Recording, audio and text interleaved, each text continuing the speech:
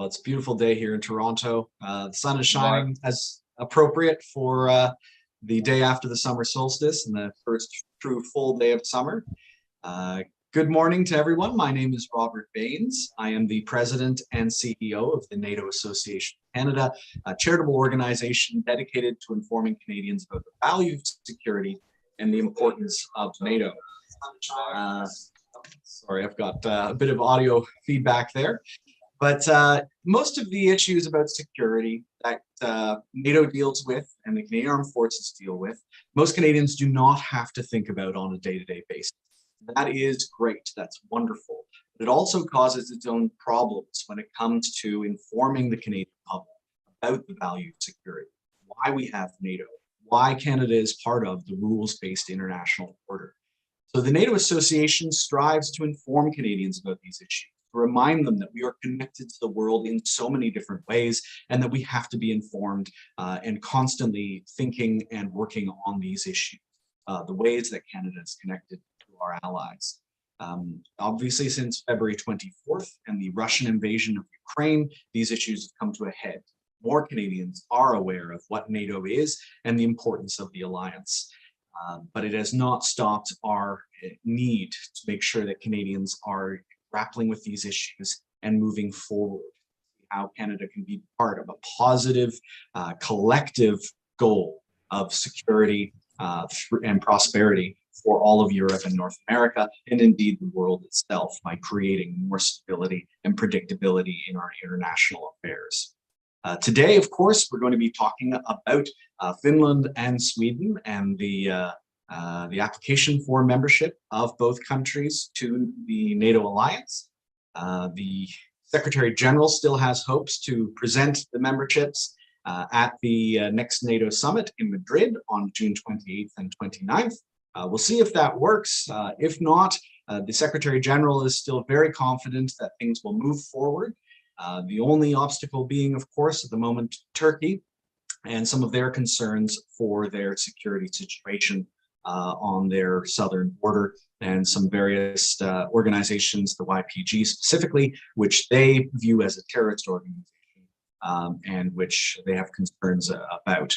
So let's just jump right into it. And ambassadors, it's an absolute pleasure to have you both. Both of your bios are in the Eventbrite and on YouTube. So I won't go too far into it, but Ambassador Ahlin, I'd be remiss if I didn't mention your long association with the NATO Parliamentary Assembly, which is an assembly of parliamentarians from all different NATO members that are trying to make sure that parliamentarians are always informed about what NATO is. So always an important partner of our organization as well. Of course, also as chairman of the Committee of Foreign Affairs, you've dealt with significant issues on this and many other subjects. Both you and Ambassador Eriksson joined as the ambassadors of Canada in 2019, so it's nice that you were paired up in that way. And Ambassador Eriksson, I should mention as well that you were previously ambassador to Mexico and Central America as well. And so it's always wonderful to have that extra additional aspect of North American viewpoint and security in mind when we're talking about some of the issues. So let's jump right into it. And Ambassador Eriksson, I'd like to ask you to go first and give just a little bit of a summation of where you think the bilateral and multilateral relationship is at the moment between Canada and Finland. What are some of the issues that are first in the mind of the Finnish government when it comes to security, but also just more generally a characterization of where we are as an alliance? Well, thank you, Robert. Actually, this is a very opportune time for me to take the floor because this year we are celebrating the 75th anniversary of diplomatic relations between Canada and Finland. And our relations have been very good. We share all the same values, and I'm sure my colleague Urban would agree that would Canada be geopolitically closer to Europe, you would be a member of the Nordic club, because we are such like-minded countries.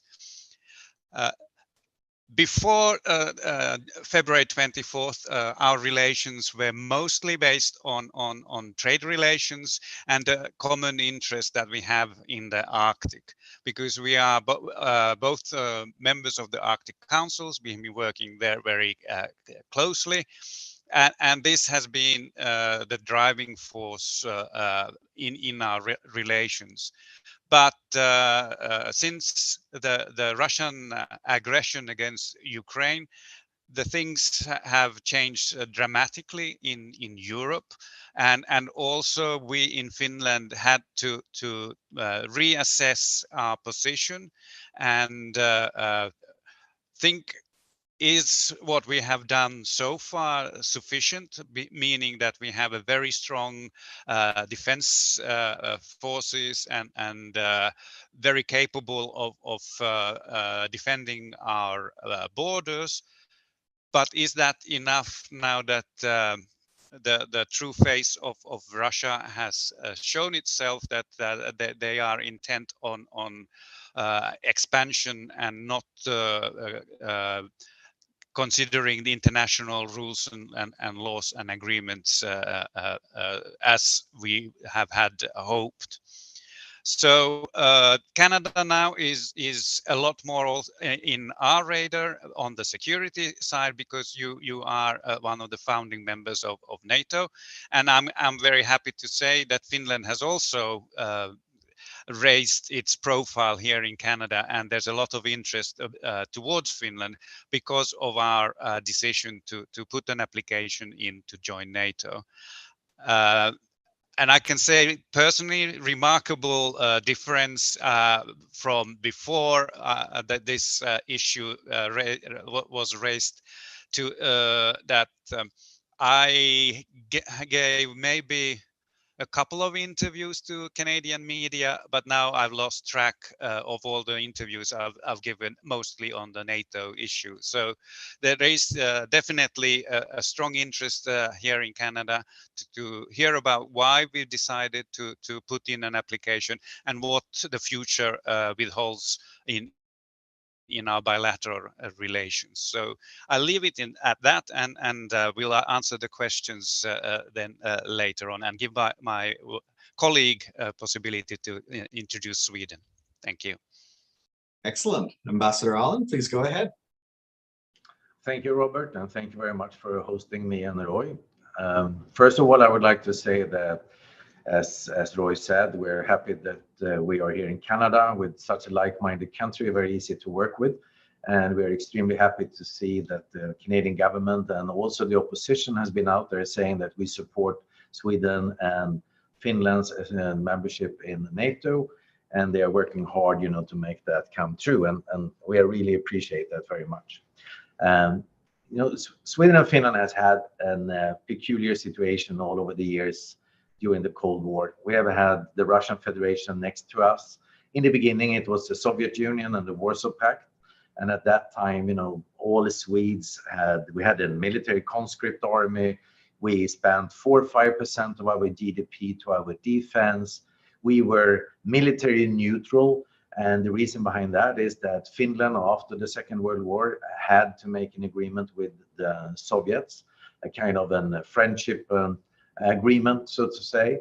And for Sweden then, if we would have joined NATO at that moment, Finland would have been totally alone, close to Soviet Union. So it was not an alternative for us. So we had to stay military neutral, but we wanted to be trustworthy neutral. So we had a very strong defense. We had our own tanks, our own fighter jets, which unfortunately Canada didn't buy. But we had a very strong defense. And the whole thinking was that we should have such a strong defense so an aggressor would feel that it cost more than they actually benefit from attacking us. And for a long period of time, of course, we thought that was enough. We had a strong defense, but we also used it in peacekeeping operations, many times together with Canada in United Nations and so on. I think Sweden is the country, if you calculate per capita, I think we have had most soldiers out in peacekeeping operations in the whole world. So we used the military forces at the same time as we were preparing ourselves.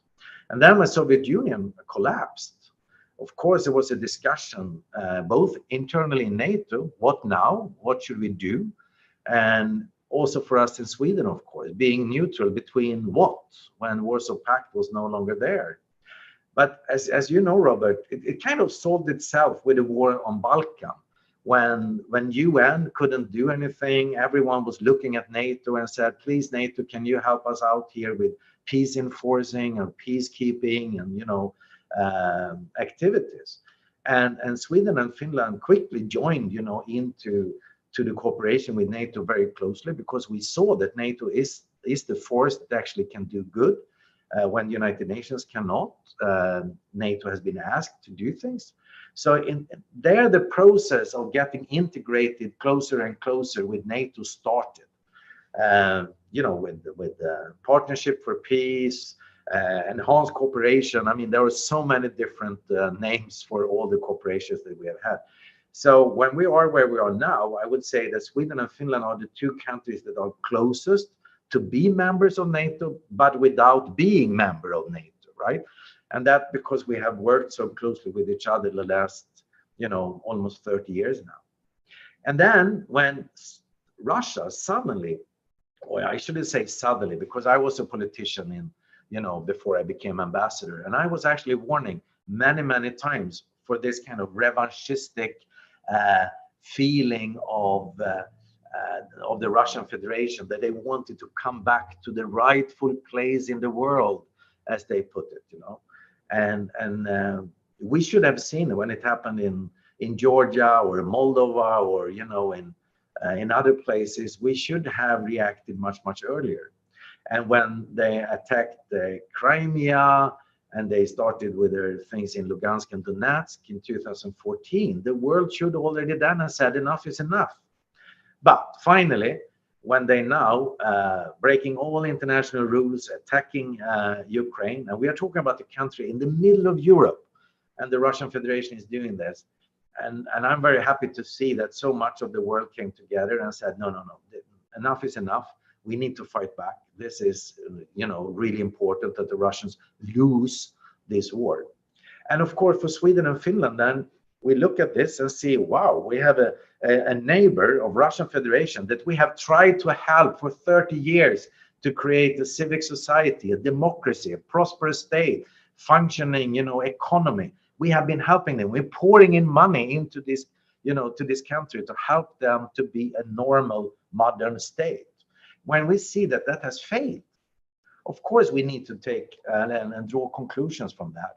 And both for Sweden and Finland, working so closely with each other that we have done over the years in strengthening our defense capacity, we realize that there is no other way. We need to have clear security guarantees, and the only way to have that is to join NATO. So that was the simple reason in Sweden, that we think we are security providers. We have been working very closely together with NATO, together with Finland, of course. But we realize with such a neighbor as Russian Federation and how they react, we need to have real security guarantees. And that is the reason why we have applied for a membership. Listening to you speak, Ambassador, I'm reminded of that beautiful meme of Secretary General Stoltenberg handing a plaque to Vladimir Putin saying, Salesman of the Year, NATO Salesman of the Year, congratulations. But that is precisely what happened. And I'm curious, do either of you know your respective citizens' votes as far as the polls were concerned? I know that in early January and February, there were quite a few polls in both of your countries for support for joining NATO, and then the development of the invasion just turned that completely on its head. Do either of you happen to have in your heads any of those polls? I mean, in Sweden, we know that there is a vast majority of the people saying yes. I think, in the latest opinion polls, it has been somewhere between 65 and 70%, and many people that are hesitant. And I do understand that. I mean, Sweden has characterized itself as neutral until Soviet Union fall down, and then military non-aligned after that. And of course, it's not easy for a whole population to suddenly change, the kind of their direction. But the truth is that we have been working very closely with NATO already during the time of military non-alignment. So the step from becoming a member, from where we were to become a member, is very small. And I think the vast majority of the Swedish people do understand that. And in the Swedish parliament, I think it is more than 90% of the members of parliament that are in favor of joining NATO. If I may, yes, actually in Finland, the pace of change was so fast. You only need to go back to end of last year, and you would, if in the polls when were asked, do you think it's a good idea to join NATO? It would be less than 25% that said yes. Close to half would say no, and then the rest couldn't say. But then when Russia attacked Ukraine, the mood swung really quickly, and quickly it was over half that supported it. It gave, of course, the politicians a good rest for them to proceed. And the latest poll was done on the 9th of May, where 76% said it's a good idea joining NATO. So there was an extensive discussion in the parliament. First, the government presented a factual white paper on pros and cons, or what it would mean joining NATO. And after the discussion, there was a second paper where the government said that they would propose that we would join NATO. And 188 out of 200 MPs voted for it, and only 8 voted against. And what's remarkable in this is that the margin on this decision was a lot larger than it was when we made the decision. The parliament decided to join the European Union. There is the whole party field is solidly supporting it, even the opposition. And know that at that time, we thought that the process would be swift and might take maybe only 1 year, because we have elections next April. But I am not worried at all that the NATO issue would be one of the deal makers in the elections, because all the parties are supporting it. So there's a vast support for it. Wonderful. Well, if I could move just a little bit more onto the bilateral realm. Obviously, international cooperation with like-minded countries has come to the fore. Really, since February 24th, NATO has stepped up, the EU has stepped up. Everybody realizes that unity is such an important element of our international cooperation, that as much as we do like to, promote our own personal or our country's own agendas, that there are some things that we have to put aside. And the recent solution on Hans Island between Denmark and Canada has really put that into a very good contrast for us. And I'd be just curious to know, in your view, where do you see possibilities for more cooperation with Canada in the realm of international security in the coming decade?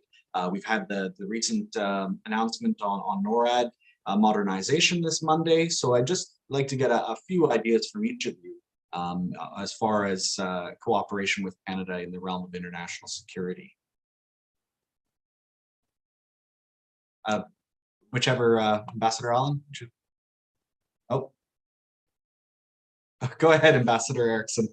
Ambassador Ahlin seems to have dropped off a bit. Okay, yeah.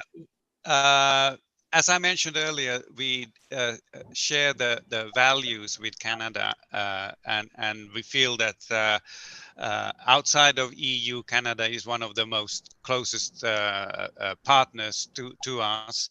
And for Finland, we have been promoting gender equality and the role of women and girls.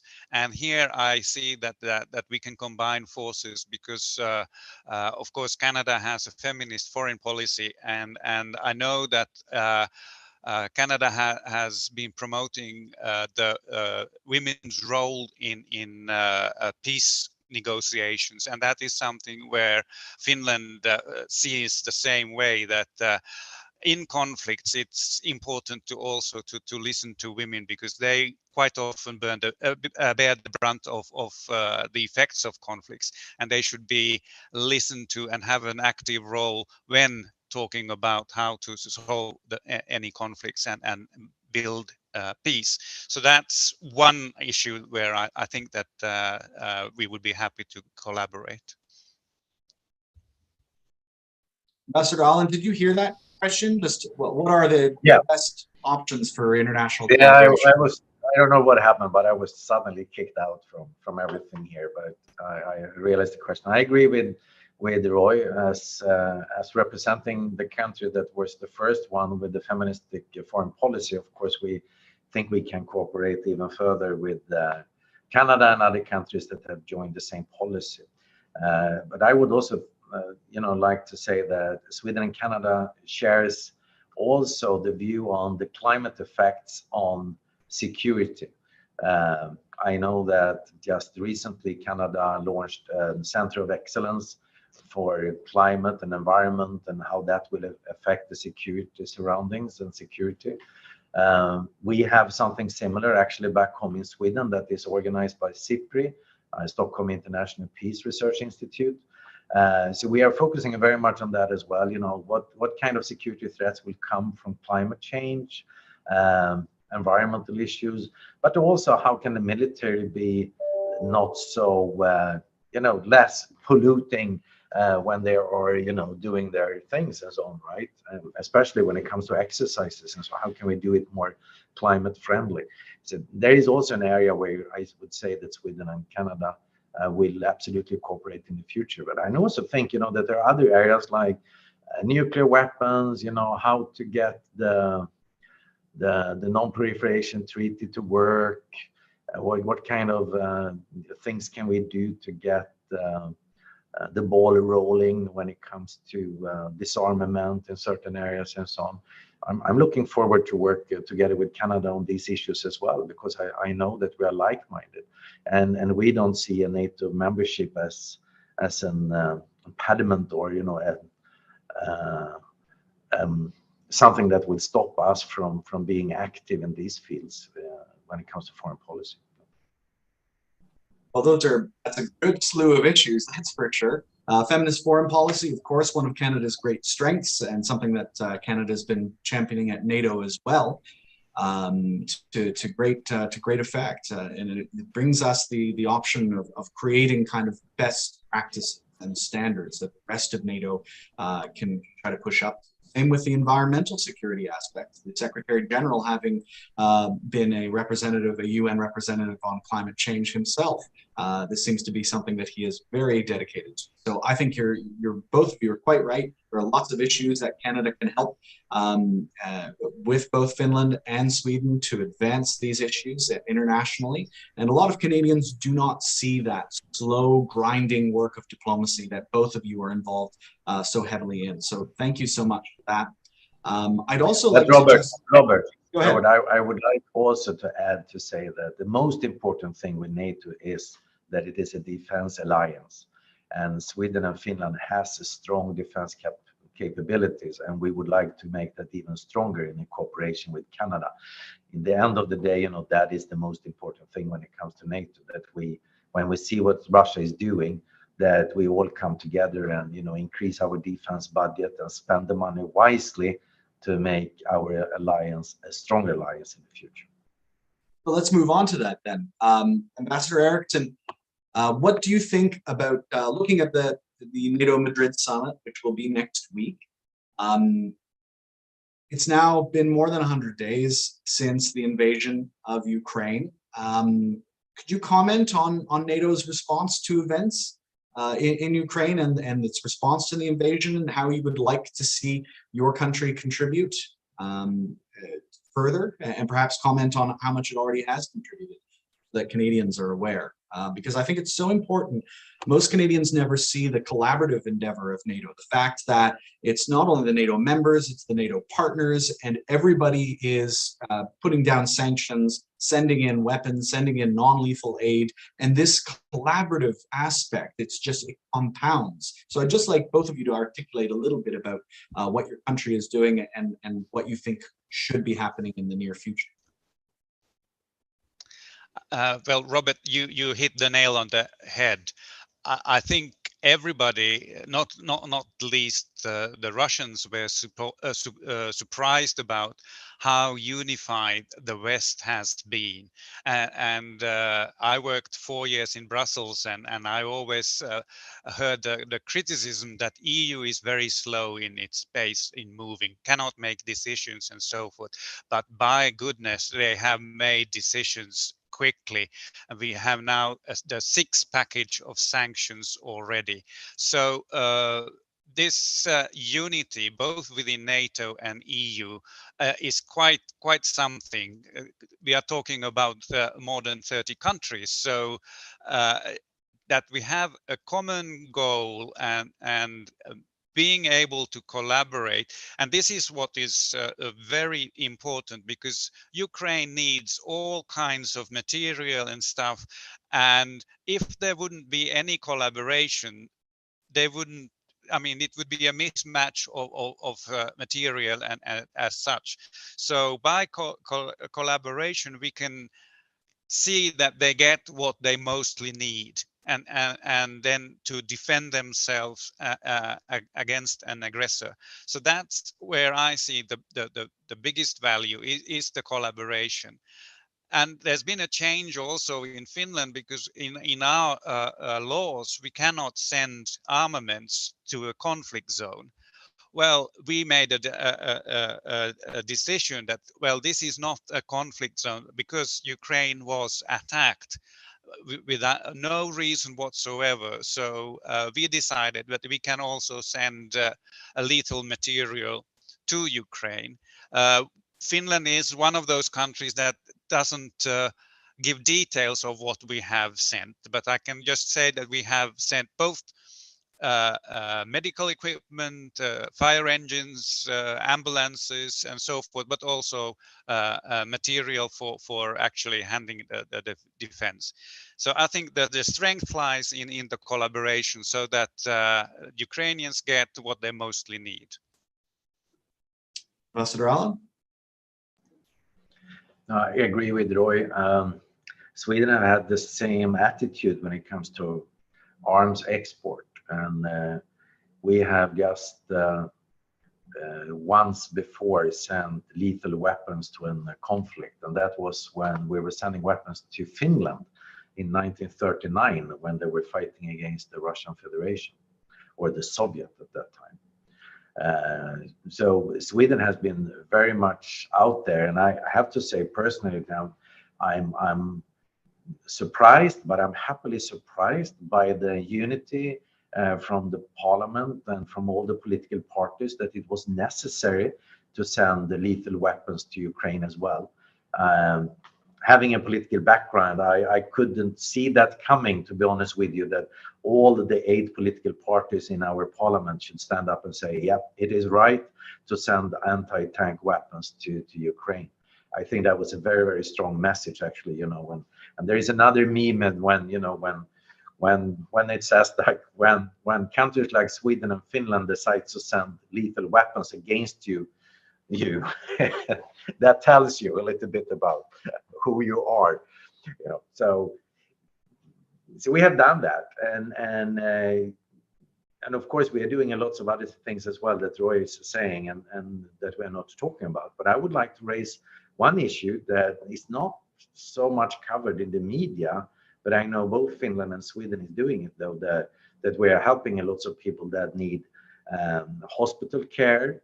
They are flying in from Kiev and from other places in Ukraine to Sweden and are being treated at our hospitals. And it's not only that it's soldiers, it can also be other people from hospitals in Ukraine, just to make it easier for them, to handle the enormous amount of people that are wounded in conflict.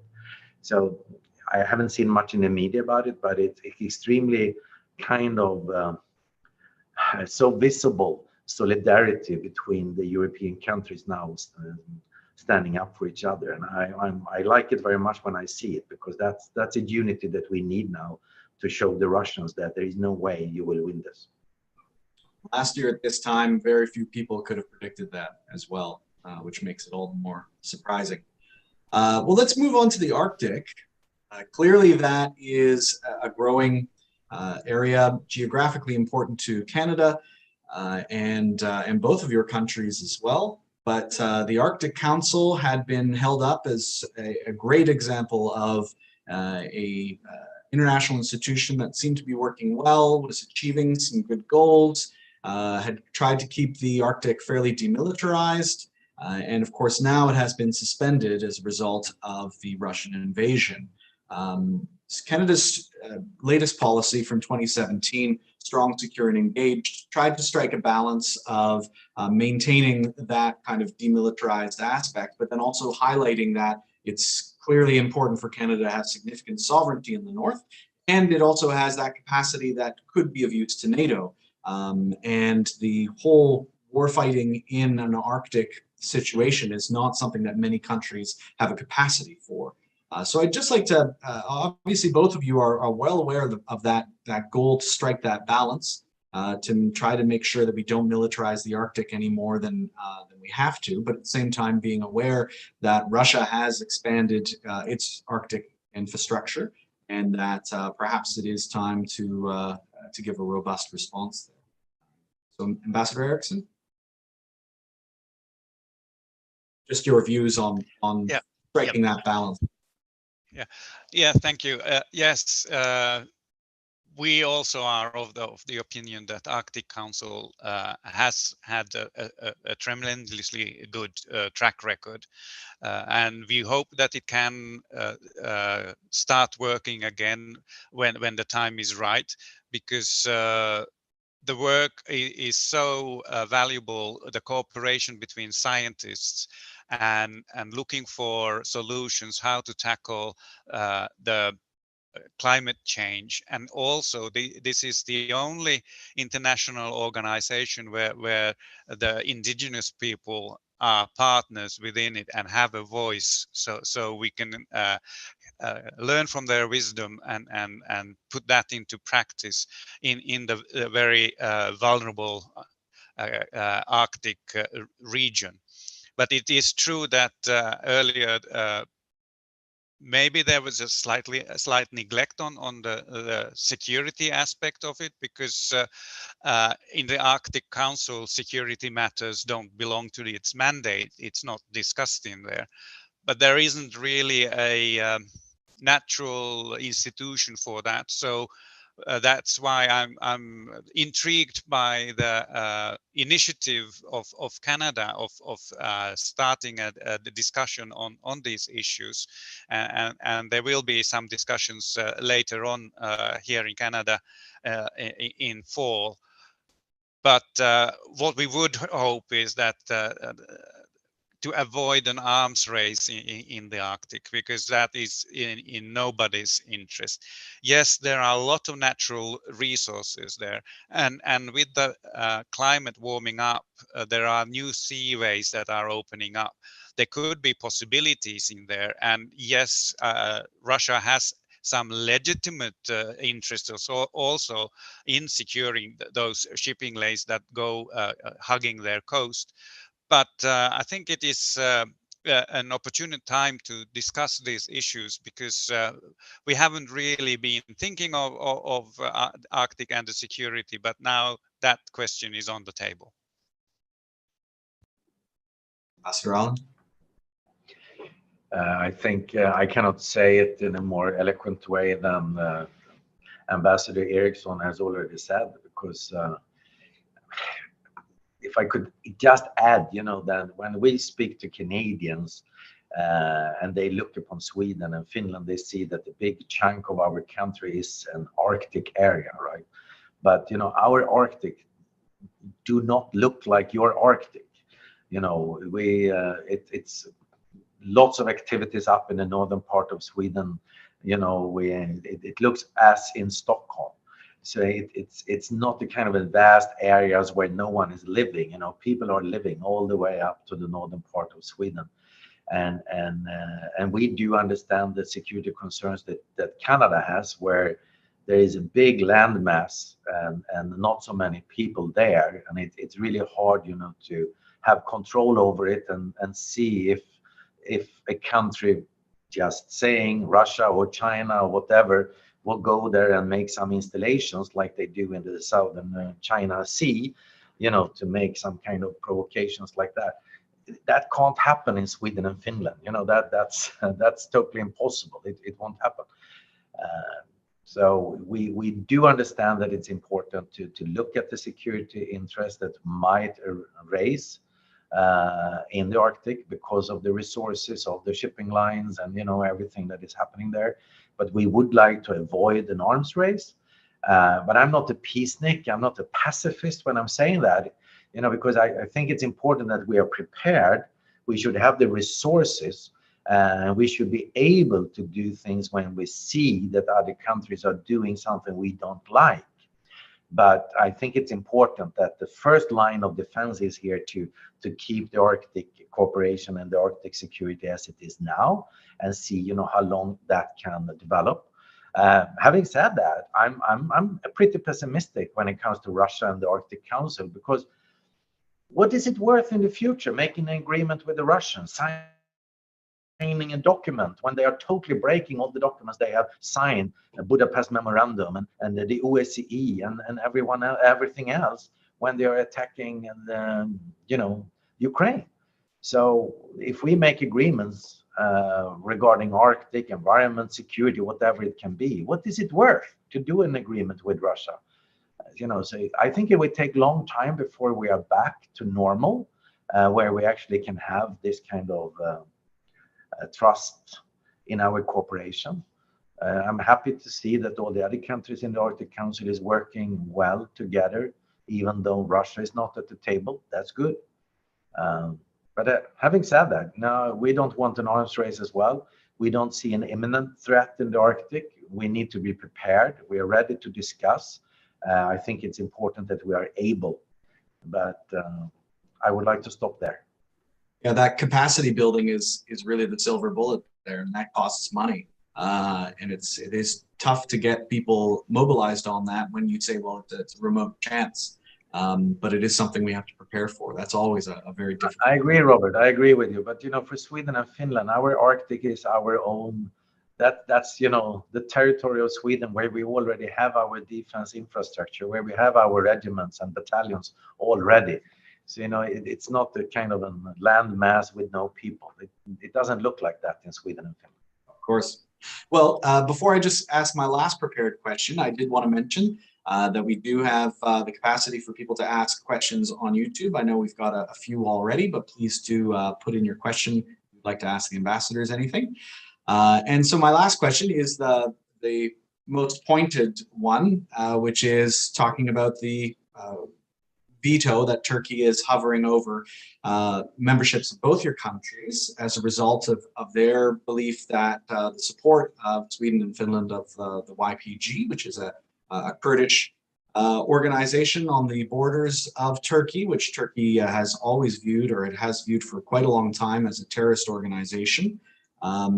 They are concerned, the Turkish government is concerned of support for the YPG. So if it's not too difficult to do that in a few minutes, Ambassador Eriksson, would you mind just articulating a little bit about your view on that and their concerns for the support? Yes, thank you, Robert. As you know, the sudden change in the tone of Turkey came as a surprise for us, because less than 2 weeks before President Erdogan came out with his demands, he had said that he supports the open door policy of NATO and welcomes Finland to and Sweden to join in. So we were a bit taken aback about the new development. The discussions are ongoing. The last round of discussions were actually held on Monday and under the auspices of NATO. And there was some progress in the negotiations, but there are still some sticky points. What comes to terrorism, Finland and Sweden, we both are against terrorism in any form. We do not condone what PKK is doing. It is a terrorist list in the EU and ipso facto also in Finland. And the demands that Ankara has presented us go further than in any other present NATO member. So for us, it's a bit difficult to take a harder line than those that are already NATO members or EU members. And especially we would be put in a difficult situation when US is coordinating efforts in Syria together with YPG. So we do not want to be drawn into and taking sides to decide between Turkey or US. This is something that, in my view, belongs to NATO and should be dealt with within the alliance. Ambassador Ahlin. Thank you. I fully agree with Roy Eriksson about what he has said already here. For me, there are kind of two ways here. One, I have a very humble attitude when it comes to the Swedish application for membership. NATO has 30 members. It has its own rules, and the rule says that all the 30 countries need to accept us as members. Otherwise, we will not be members. And that's okay. We don't have a right in Sweden to become members of NATO. So it's up to NATO to decide. I'm a little bit surprised, though, about this discussion, because I thought NATO was a defense alliance, and they would look upon Sweden and Finland and see, are these countries contributing to a stronger defense? Are they security providers? Will that lead to bigger risk for NATO to be drawn into conflict? You know, things like that. Are the military prepared? Are there civilian oversight of the military? I mean, lots of different criteria that could work in a kind of NATO concept. And instead, we are discussing Turkey's, demands on Sweden and Finland. And some of them is pretty tricky, because we follow exactly, as Roy say, we follow exactly the same terrorist listing as all the other EU countries. So we can't really see, what is the difference between a NATO country like Germany or Sweden or Finland. We are actually having the same rules in the European Union. So it's really hard to see, what the Turks are really looking for here. I give you one example, though. When they say there is a weapons embargo against Turkey from Sweden. There are lots of embargoes against Turkey from other NATO countries as well, right? But Sweden does not have an embargo against Turkey. We actually have a law in Sweden that prohibits all arms export to any country. So the law is saying, arms export is not allowed. Full stop. And if we anyhow decide to sell weapons to another country, we do an exception from that law. And we do that based on, is it in Sweden's interest? Is it good for the peace in the world? Is it in our security interest? Are there any other interest, for Sweden that we need to fulfill when we are delivering these weapons? And of course, when Turkey is a member of the same defense alliance as Sweden, of course, that will change things, right? We never have a problem sending military equipment to Finland, even though we have a law saying that it's not allowed to export military arms. Of course, we do an exception when we send it to countries that we trust, that we, think are important for us and that enhances our own security. Turkey has a legitimate security interest when it comes to fighting terrorism. No question about that. I'm the first one to say that. I have actually myself been dragged into a big demonstration where PKK took hostage from my own party headquarters in Stockholm. I was the one there who went in to the PKK demonstrators and told them that you need to release the hostage. You cannot, threaten them with, everything. They were actually, threatening them to kill them and blow up the whole thing. And I promised in return, I said, give this up now, release the hostage, go away. And in return, I promise I will go to the trial and be a witness when Öcalan are on trial. So I was actually one of the first foreigners that was allowed by Turkey to come to İmralı Island and be at the trial against Öcalan. Why I'm saying that? We in Sweden, we know what PKK is ready to do. We were, if not the first country after Turkey, I actually think we were the first country after Turkey to terrorist list PKK. I'm not 100% sure about that, but I think we were at least one of the first after Turkey to terrorist them. So we know that we have working with the problem for years and years.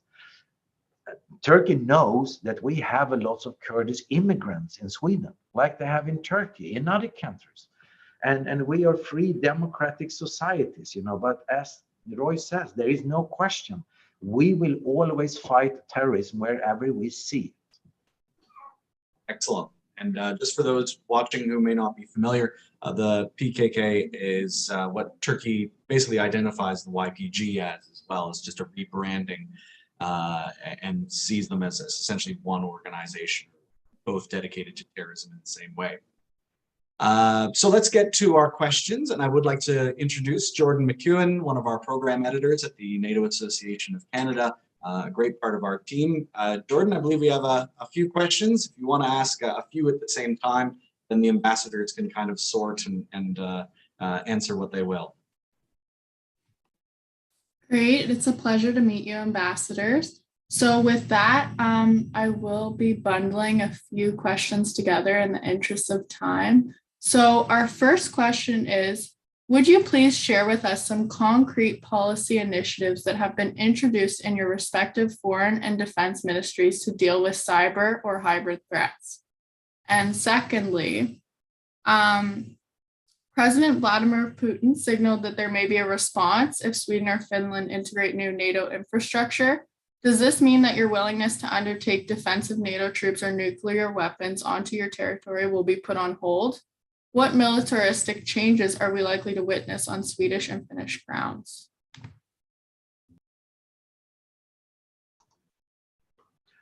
If I can start first with the cyber threats and, IT threats and psychological threats and so on. Both Sweden and Finland are very well advanced when it comes to cyber threats and cyber security. Our kind of intelligence when it comes to signals is actually pretty good, both in Sweden and Finland. And we are working with other countries' intelligence services as well, and getting information and distributing information from what we hear and what we can see through cables or through the air and so on, where we are doing it. Sweden has for a long period of time, and I know Finland the same, has been working with this enormously much. We have strengthened all our capacities in this arena. We have changed our law. It was a big debate in the Swedish Parliament when I was a member of Parliament, when we changed the law so the intelligence service could look into internet cables, that were outside our borders and on our territory, so to say, our areas. It was a big debate in Sweden because of privacy reasons and so on. We have just recently started up a new agency for psychological defense. We had it during the Cold War, and it was closed down when Soviet Union broke down. But we see there is a need again for an agency that is actually working for the psychological defense, so to say, and stop misinformation and look into what things are doing. I can give you one example at the moment. We talked about PKK just recently. They have sent out a Twitter account. They have a Twitter account, and they have sent out pictures from Stockholm where they have broadcasted PKK on different walls in Sweden. We don't know if they have done it, for a few seconds, or if it's just a photoshopping thing. We have no idea. But these are things that, our Agency for Psychological Defense is looking at and see, how can we defend ourselves for this kind of communication that is meant to make trouble for Sweden. I mean, why PKK is doing that is, of course, to irritate the Turks, make it harder for Sweden to join NATO and so on. And we know that, we see it, and we are doing everything we can to have agencies and tools ready to fight this kind of activities. When it comes to nuclear weapon on the ground, I'm pretty sure that Sweden, like many other NATO countries, would like to say that no, we don't want any nuclear weapons to be stationed on our territory. And I think there might be other, things that we would like to look into from a Swedish perspective. I don't see that as a big kind of problem, to be honest with you. We will not ask for anything else that other NATO countries already have.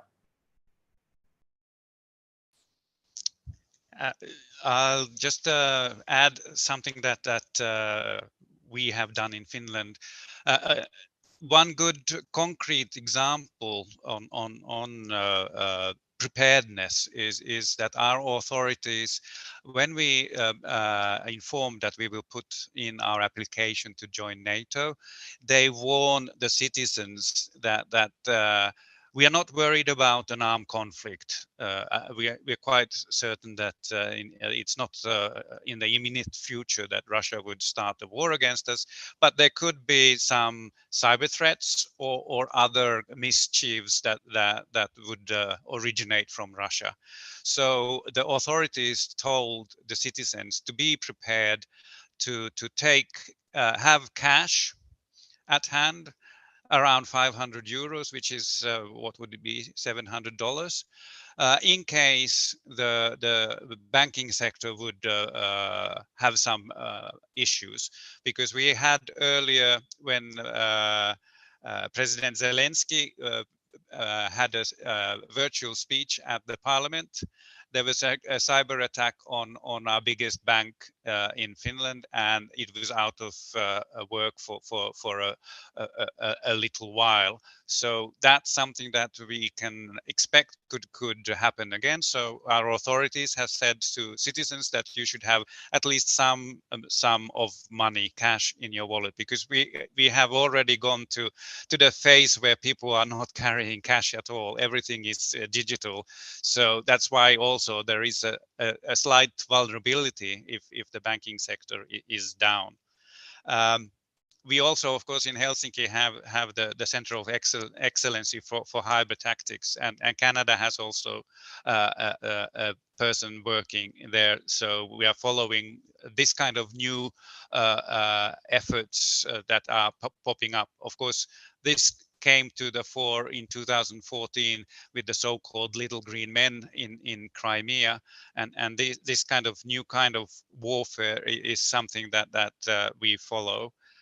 But I would just stress that the resilience for manipulation or on information is quite high in Finland, because at schools we already teach media literacy, so that young kids don't believe everything that is on the net, so that they can use their own brains and think that, is there something behind this, and is it true, and so forth, so that they have a better understanding to deal with what we call nowadays fake news. So that would be those concrete examples. Then on NATO troops and nuclear weapons, we are not putting any demands when we are joining. We take what do you call it, hook, sink, and everything.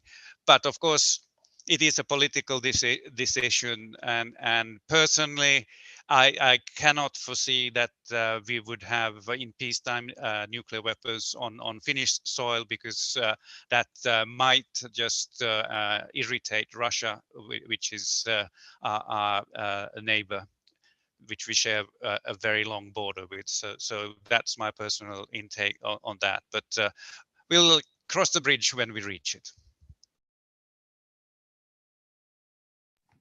Thank you for your responses. So the Arctic was a major focus on the North American air for much of the Cold War. Increased potential traffic in the Arctic due to warmer temperatures, natural resource exploitation, and new tourism could increase threats to North America and create the need for a new NORAD exposure.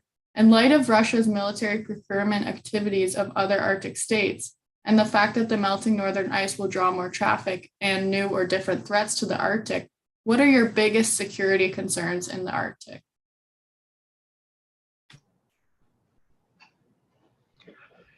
My biggest security concern regarding Arctic is that we will create a new arms race, which I don't want to see. As I said earlier, I think we should be able to defend ourselves. I think it's important that we are that we see what is happening, that we look at the facts and so on. But from a Swedish perspective, we are concerned about the environmental issues in the Arctic, to keep the cooperation that we have in the Arctic, at least with the countries that are now cooperating in the Arctic Council. It will take time, I think, before Russia will come back to the table. But still, so the security threat is for Sweden.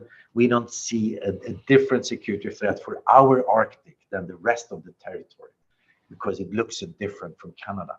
I fully understand why the Canadians are looking into what is happening in the vast territory of Canada, and where we can see other countries like Russia and China, what they're doing in other places of the world, definitely. But from a Swedish perspective, if it's asking me, about our own Arctic, it's a totally different story. Our Arctic is already defended, and it is as the rest of the territory.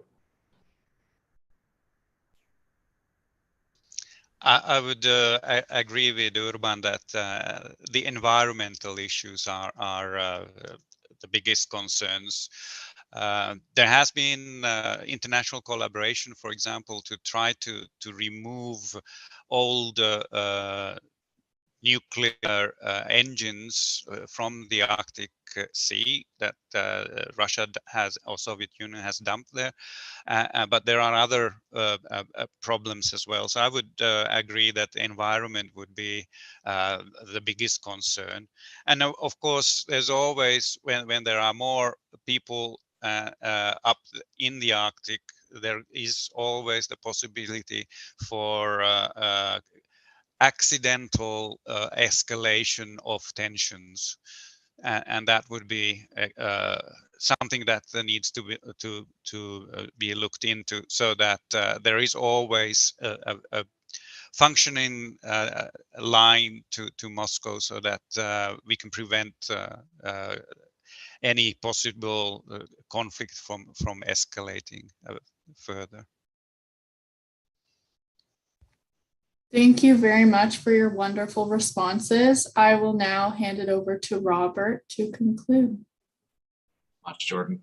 Well, an absolutely enjoyable conversation, and I failed as someone who's supposed to try to expose a difference between your two positions. I don't think you disagreed on one main issue. It was mainly supplementary when it came to any difference between your answers. Do you disagree on anything?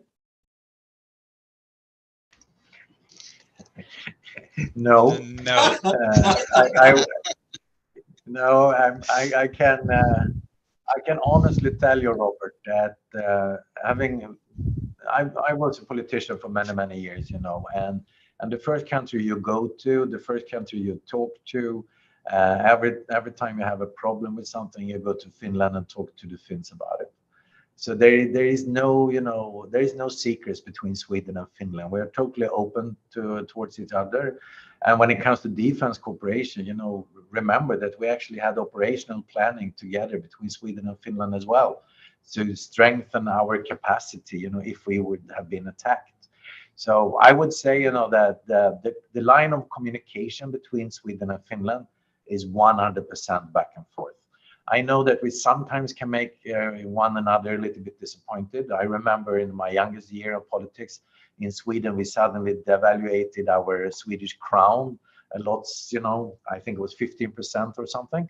And the Finnish were not happy about not being informed about that, before we took the decision. But there are rare occasions where Sweden and Finland do not agree and not talk to each other about it.